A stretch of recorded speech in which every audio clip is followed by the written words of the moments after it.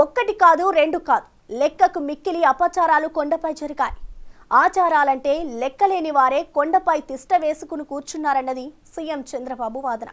అందుకే ఆడిందే ఆట పాడిందే పాట అన్నట్లుగా నిర్ణయాలు జరిగాయని, కథలు నడిచాయంటున్నారు. ఆగమ శాస్త్రం, ఆచార వ్యవహారాల పట్టింపు లేకపోవడం ఏమిటని ప్రశ్నిస్తున్నారు. కొడుకు చనిపోతే ధర్మారెడ్డి 12వ రోజునే ఎలా వస్తారంటున్నారు. గత 5 ఏళ్లలో జరిగింది ఏదీ తాము మర్చిపోలేదని గుర్తు చేస్తున్నారు.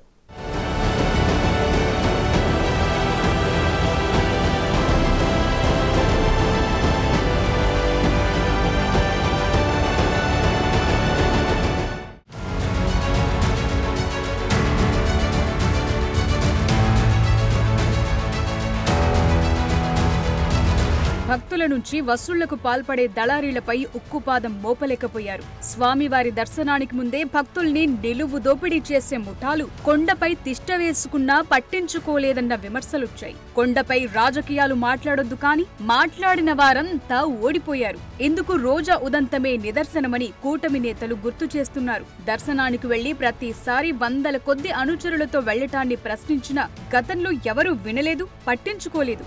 నిజానికి కొండపై తీసుకున్న నిర్ణయాలు, జరిగిన అపచారాలు, చేసిన తప్పులన్నీ వైవి సుబ్బారెడ్డి, భూమన కరుణాకర్ రెడ్డి, ధర్మారెడ్డి హయాంలోనే జరిగాయన్న విషయాలను టీడీపీ, బీజేపీ, జనసేన నేతలు గుర్తు చేస్తున్నారు. ఆగమ శాస్త్రం కాకుండా తమకు తోచిన శాస్త్రం ప్రకారం నిర్ణయాలు తీసుకోవటం, పనులు చీయటం ఇవన్నీ జరిగాయన్నది ప్రధాన ఆరోపణ. నిజానికి శ్రీవారిపై నమ్మకం ఉన్నవారే టీటీడీ పాలక మండలిలో ఉండాలి. అలా నమ్మకం లేనివారు ఆ పోస్టులు తీసుకోవద్దు. కానీ అదో స్వతంత్ర ప్రతిపత్తి కలిగిన ఆలయం, నిధులకు కొదవలేని ఆలయం కావటంతో కథ మారుతూ వస్తోందంటున్న వారు ఉన్నారు.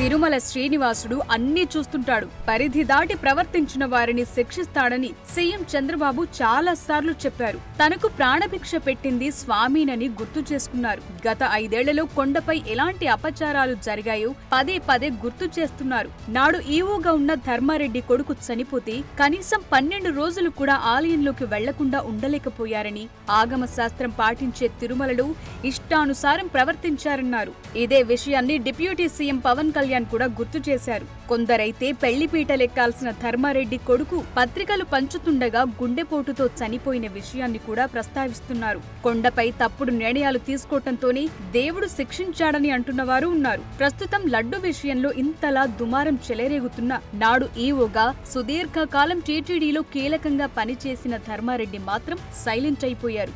నిజానికి నెయ్యి టెండర్ల విషయంలో ధర్మారెడ్డి కూడా కీలకంగా వ్యవహరించారన్న టాక్ వినిపిస్తోంది. ఇది కూడా చాలా డౌట్లను తెరపైకి తెస్తోంది.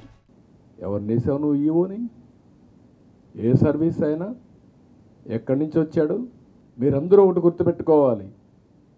వెంకటేశ్వర స్వామి దగ్గర హిందూ సాంప్రదాయ ప్రకారం ఇంట్లో ఎవరైనా చనిపోతే 1 year వెళ్ళాం.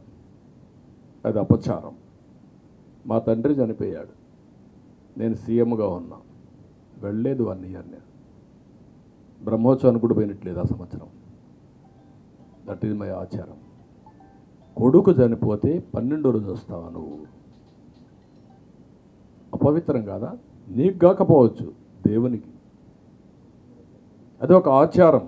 తిరుమల వెంకటేశ్వర స్వామి ఆస్తులను పరిరక్షించాల్సింది పోయి వాటిని పప్పు బెల్లాల్లా అమ్మడానికి గత పాలక మండలి ఎందుకు ఉత్సాహపడిందని AP deputy CM Pawan Kalyan ప్రశ్నిస్తున్నారు. పాలక మండళ్లకు గతంలో నేతృత్వం వహించిన వారు శ్రీవారి ఆస్తులను కాపాడారా లేదా అమ్మేశారా అని అడిగారు. శ్రీవాణి ట్రస్ట్ ద్వారా సేకరించిన నిధులను ఏం చేశారని, ఆస్తులను అమ్మే దిశగా పాలక మండళ్లను నడిపించిందెవరని నిలదీశారు. శ్రీవాణి ట్రస్ట్ ద్వారా భక్తుల నుంచి 10,500 చొప్పున తీసుకుని బెల్ మాత్రం 500కే ఇచ్చారన్నారు. ట్రస్ట్ ఏర్పాటు చేసినప్పటి నుంచి వచ్చిన ఆదాయాన్ని ఎటు మళ్లించారని ప్రశ్నించారు. శతాబ్దాలుగా రాజులు, భక్తులు సమర్పించిన నగలు, ఆభరణాలను పరిశీలించాలని, వీటితో పాటు ఏపీలో ఉన్న దేవాలయాల ఆస్తులపైన సమీక్ష నిర్వహించాలని అధికారులను ఆదేశించారు.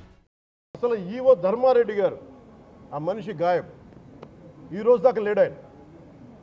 ఈ రోజు దాకా మళ్ళీ కనిపించలా. ధర్మారెడ్డి గారు నేను మిమ్మల్ని చూశాను. ఆ రోజున నేను దర్శనానికి వచ్చినప్పుడు మీరందరూ ఎలా ప్రవర్తించారో నాకు తెలుసు, నేను చూసా. తిరుమలని ఇష్టారాజ్యంగా చేశారు, అది వ్యాపార కేంద్రంగా చేశారు, ఆధ్యాత్మిక కేంద్రం నుంచి పర్యాటక కేంద్రంగా చేశారు. అది ఇదే మీరు మక్కాకి వెళ్తే ఇలాగే ప్రవర్తిస్తారా? మీరు ఒకసారి మక్కాను చూసి నేర్చుకోండి. ఇస్లాంని పాటించే ప్రతి ముస్లిం ఎంత పవిత్రంగా పాటిస్తాడో చూడండి. అక్కడ అథారిటీస్ని అడగండి.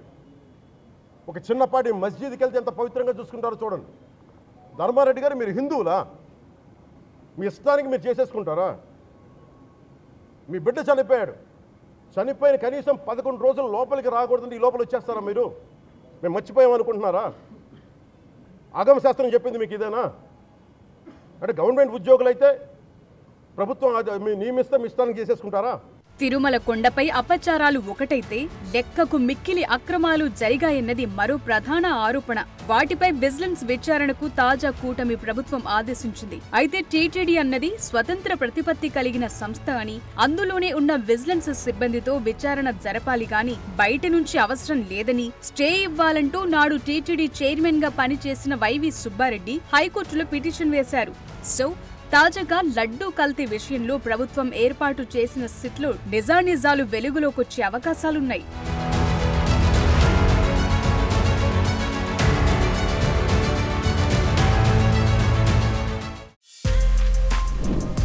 For more videos like this, subscribe Big TV channel.